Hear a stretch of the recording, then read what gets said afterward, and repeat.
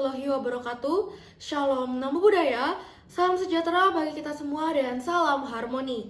Perkenalkan, nama saya Niputu Gita Suci Maharani dengan NIM 2311011005 yang pada kesempatan kali ini akan mempraktekkan konseling kognitif dengan setting layanan bimbingan klasikal. Selamat pagi anak-anak. Pagi, Bu.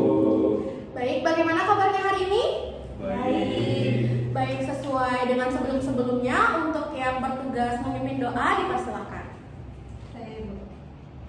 Baik, doa akan saya pimpin. Marilah kita mulai dengan mengatur nafas, menarik nafas dalam-dalam, dan memusatkan hati serta pikiran kita pada saat ini. Ya Tuhan yang Maha Esa, kami bersyukur atas kesempatan yang Kau berikan kepada kami untuk berkumpul hari ini dalam suasana belajar dan berbagi ilmu. Terima kasih atas nikmat kesehatan, akal, dan semangat yang Kau limpahkan, sehingga kami dapat hadir di sini dengan penuh harapan.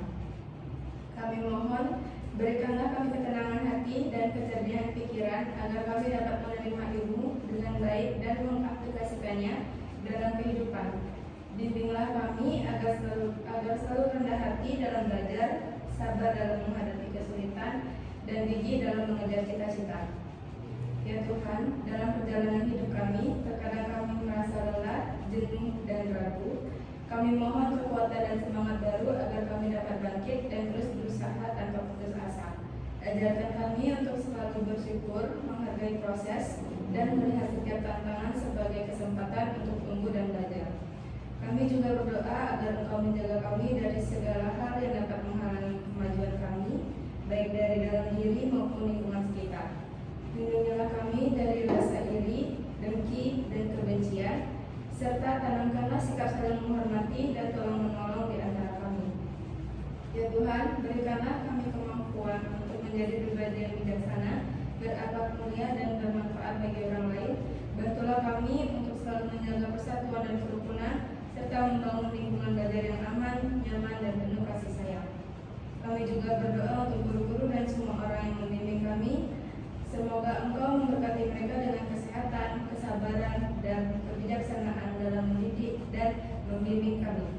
Ya Tuhan, semoga setiap langkah kami hari ini dapat menjadi bagian dari perjalanan menuju masa depan yang lebih baik. Berikanlah kami kemampuan untuk memanfaatkan waktu dengan sebaik-baiknya, dan semoga ilmu yang kami peroleh menjadi cahaya yang menerangi jalan kami. Kami serahkan segala harapan dan doa ini kepadamu dengan penuh keyakinan dan keikhlasan. Amin. Doa dapat diakhiri.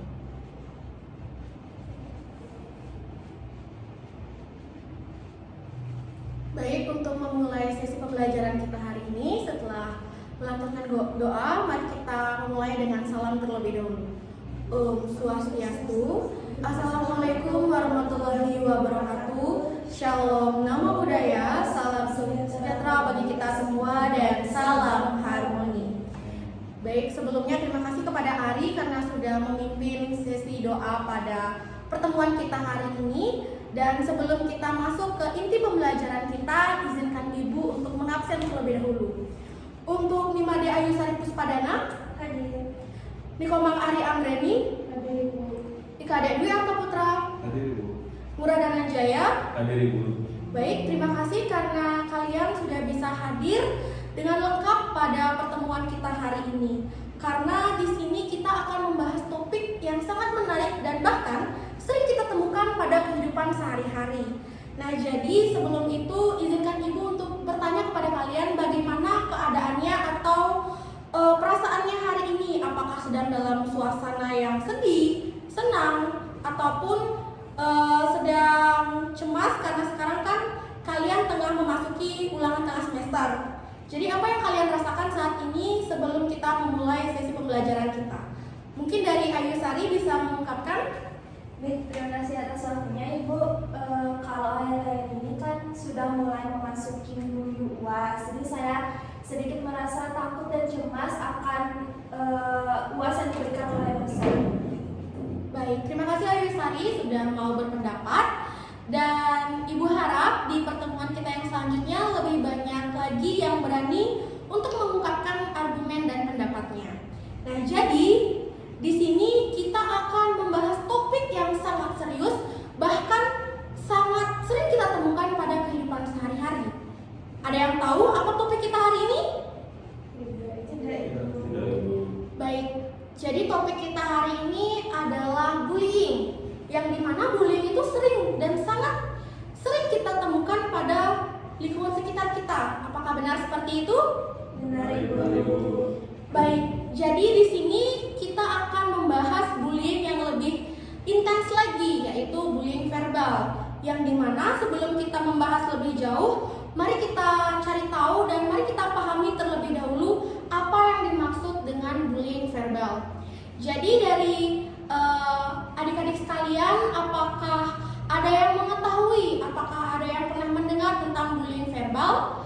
Dan mungkin agar kita di sini sama-sama terbuka, Ibu ingin menanyakan kepada kalian satu persatu dan mengungkapkan pendapat kalian terkait apa yang dimaksud dengan bullying verbal. Jadi bisa dimulai dari Ari terlebih dahulu. Baik, terima kasih atas kesempatannya. Dari pemahaman saya, bully verbal itu merupakan bully yang dilakukan melalui kata-kata atau ucapan. Baik, terima kasih Ari atas jawabannya. Kita keep jawaban Ari terlebih dahulu. Dilanjutkan oleh Ayu Sari. Baik, terima kasih atas waktunya Ibu. Sama seperti Ari, mungkin saya sedikit menambahkan yang dimana melalui kata-kata itu berupa penggunaan bahasa yang kasar, merendahkan, menghina, atau mengintimidasi seseorang. Baik, kita keep juga jawaban dari Ayu Sari. Dilanjutkan oleh Murah dan Anjaya. Oke, baik, terima kasih kesempatannya Ibu. Jadi pendapat saya juga sama seperti teman-teman tadi. Bullying verbal itu simpelnya adalah melalui ucapan, yang padahal walaupun hanya melalui ucapan, tidak ada tindakan fisik, tapi efeknya kepada mental dari lawan kita itu juga sangat berpengaruh. Mungkin itu dari saya. Baik, terima kasih jawabannya Murah dan Anjaya. Dan dilanjutkan oleh Kadek Dwi Arta Putra. Kalau dari saya sendiri itu masih sama seperti teman-teman yang lain, itu perundungan yang memang melalui kata-kata maupun lewat media seperti itu. Baik, Ibu sangat bangga dan Ibu sangat senang atas pendapat dari kalian semua. Dan semua sudah benar. Jadi apa yang kalian ungkapkan itu memang benar. Bullying verbal itu adalah bentuk perundungan atau penindasan terhadap orang lain dengan menggunakan kata-kata yang menyakitkan, merendahkan, bahkan juga dapat mengancam bagi korbannya. Kemudian kata-kata tersebut biasanya ditunjukkan untuk menghina fisik seseorang, kemudian juga cara berbicara, kemudian bisa saja itu digunakan untuk membuli cara berpakaian sang korban tersebut, atau bahkan bisa juga membuli karena latar belakangnya seperti agama, ras, atau bahkan latar belakang keluarganya. Nah, jadi di sini bullying verbal itu bisa berupa mengejek atau memberi julukan negatif, seperti misalnya ada korban yang dikatakan, kamu gendut. Nah, itu termasuk bullying verbal. Kemudian juga kata-kata bodoh, kampungan, itu juga termasuk ke dalam bullying verbal. Kemudian di sini juga menyindir dan merendahkan secara terus-menerus, itu juga termasuk ke dalam bullying verbal, karena di situ korban akan merasa direndahkan. Bahkan sang korban itu nantinya akan tidak percaya diri pada saat sang pelaku itu mengungkapkan kata-kata seperti itu. Kemudian juga berbicara dengan nada kasar, itu jatuhnya itu menghina. Kemudian itu juga sudah termasuk ke bullying verbal atau perundungan verbal. Nah, jadi di sini mungkin kata-kata ini terasa candaan bagi kita, atau bahkan tanpa kita sadari kita pernah melakukan hal tersebut. Nah, jadi di sini gunanya pada sesi pembelajaran hari ini kita mengidentifikasi apakah kita pernah melakukan hal tersebut dan apa dampaknya bagi korban dan bagaimana cara kita menangani situasi tersebut. Jadi di sini juga bullying verbal sering terjadi antara siswa dan sering dianggap tidak berbahaya karena seorang pelaku yang menggunakan bullying verbal atau melantunkan perundungan verbal ini merasa bahwa fine-fine saja selagi korban tidak merasa kesakitan. Karena sang pelaku itu merasa, saya tidak memukul, saya hanya mengungkapkan kata-kata. Nah, jadi di situ merasa bahwa itu tidak berbahaya bagi sang korban. Padahal faktanya di sini sangat berpengaruh bagi korban, yang dimana itu dapat menimbulkan luka batin bagi korban, atau bahkan hal paling fatal itu sang korban bisa saja depresi atau bahkan tidak memiliki keinginan untuk hidup di dunia. Banyak yang kita lihat kasus-kasus terbaru dan mungkin yang lagi booming saat ini, kasus bunuh diri.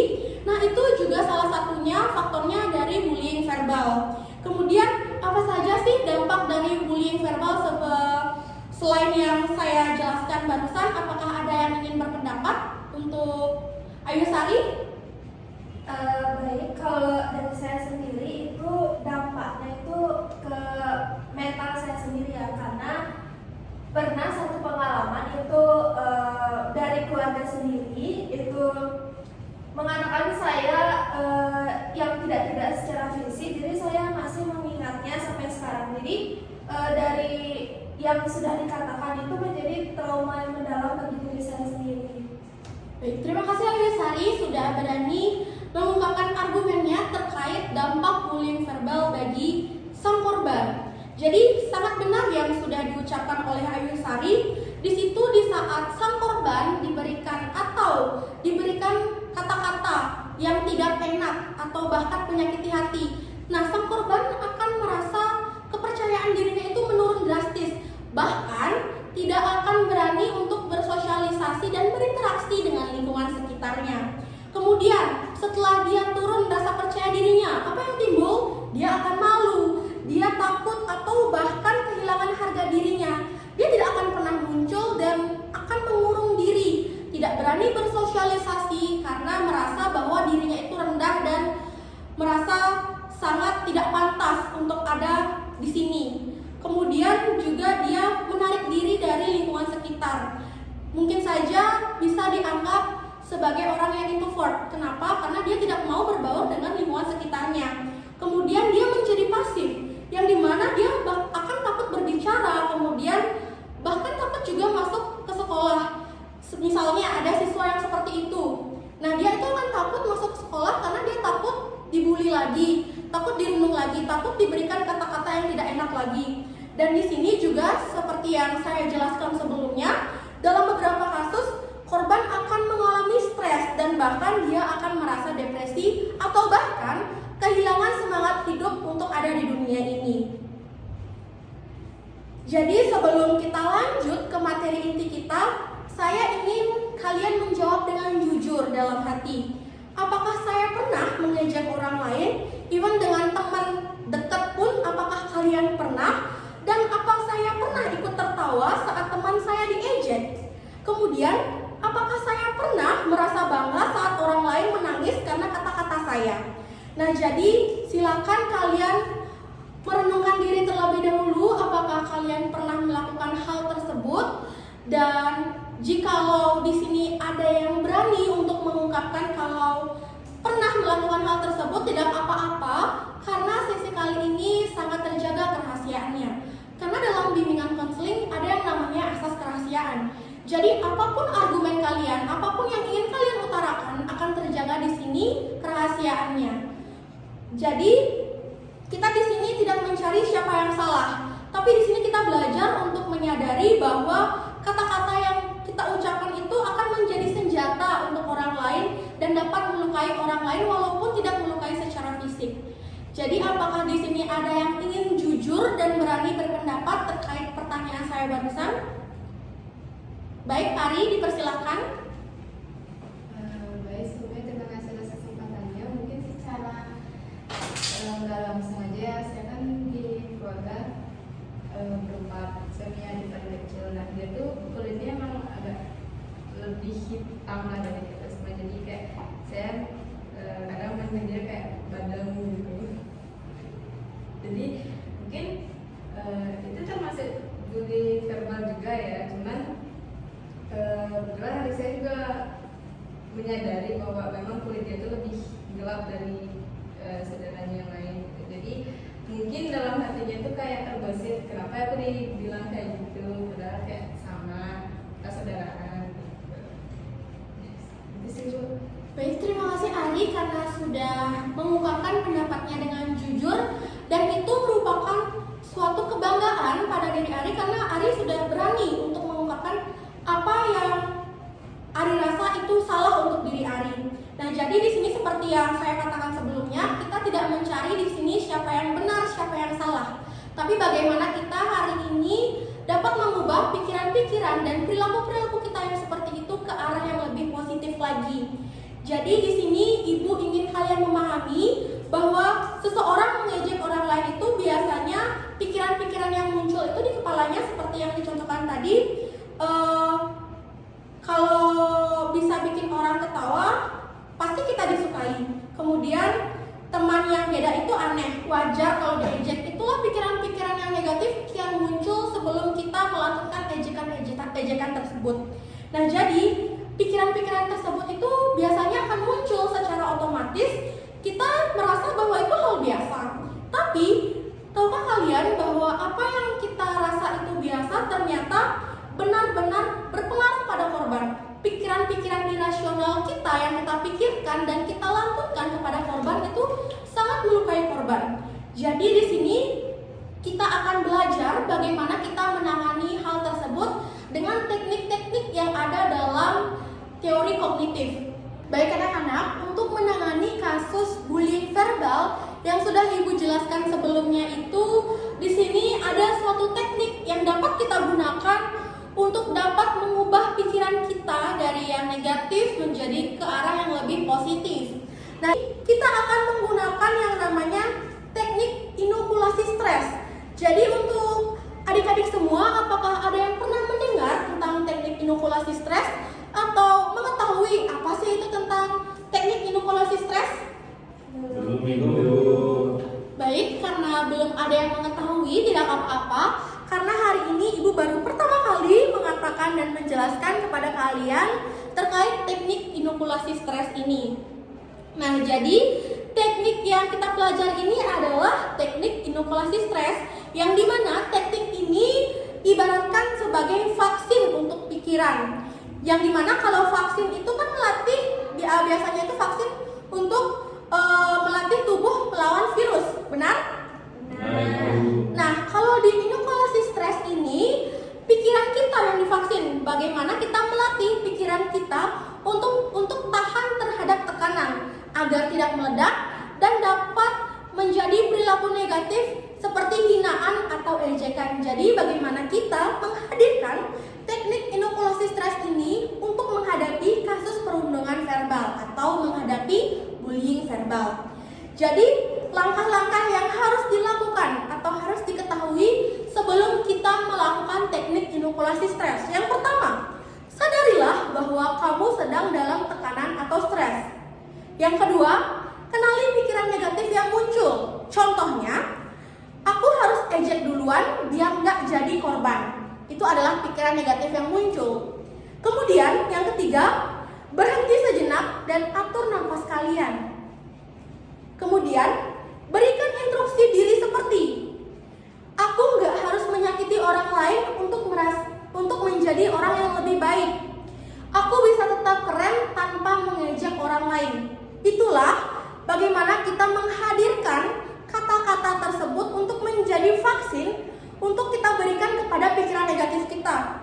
Kemudian, di sini kita dapat mengubah perilaku kita. Misalnya, mengajak orang tersebut bicara dengan empati, diam, atau dapat mengalihkan pembicaraan. Jadi di sini inokulasi stres itu ibaratkan vaksin, yang dimana vaksin itu kita beri anggapan pikiran positif dan kita suntikkan atau kita berikan kepada pikiran negatif kita agar kita tahan dan tidak terpancing untuk melakukan bullying verbal kepada sang korban seperti itu. Jadi di sini Ibu akan menyampaikan suatu skenario kepada kalian dan kalian akan menjawab dari skenario yang Ibu sampaikan sebentar.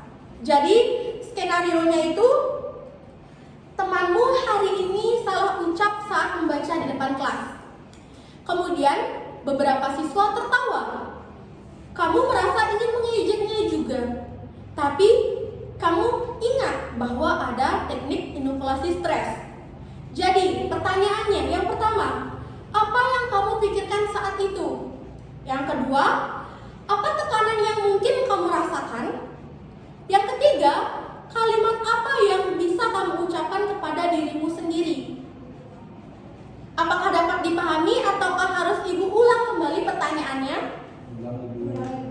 Baik, di sini skenarionya, temanmu hari ini salah ucap saat membaca di depan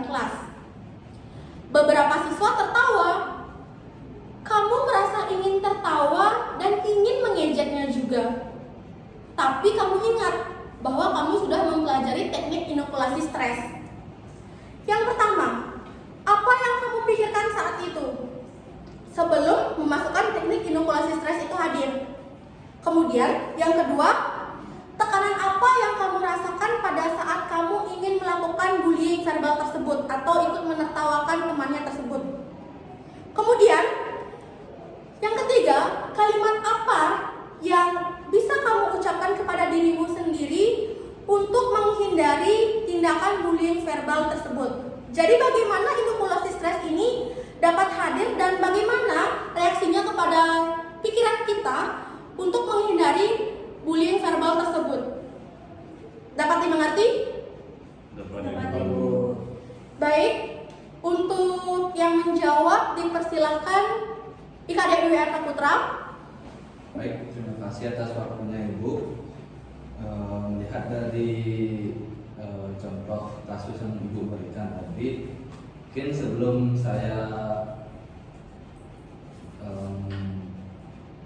saya mempelajari materi inokulasi stres itu, saya akan ikut tertawa. Tapi ketika dimana tekanan itu mungkin saya akan panik di saat itu juga. Tapi ketika saya sudah mempelajari inokulasi stres itu, mungkin saya berpikir seperti ketika saya di depan bagaimana seperti itu. Jadi saya berpikir untuk menstop itu juga, untuk tertawa dan melihat di mana ketika saya yang di depan ditertawakan gimana gitu ya. Baik, berikan tepuk tangan yang luar biasa kepada IKD Dwi Arta Putra karena telah berani berpendapat. Untuk mengakhiri sesi pembelajaran kita hari ini, mari kita akhiri dengan doa dan salam penutup yang akan diwakili langsung oleh Ari Anggreni. Baik, untuk itu doa akan saya pimpin. Marilah kita hening sejenak, menarik nafas dalam-dalam dan memusatkan hati serta pikiran kita. Mari kita tutup pertemuan hari ini dengan mengucapkan rasa syukur atas kesempatan belajar yang telah kita jalani bersama. Semoga suasana belajar dan bekerja kita selalu dipenuhi rasa hormat dan pengertian. Doa dapat dihadiri. Untuk itu pertemuan hari ini saya tutup dengan salam. Om Santi Santi Santi Om. Wassalamualaikum warahmatullahi wabarakatuh. Shalom, Namo Buddhaya.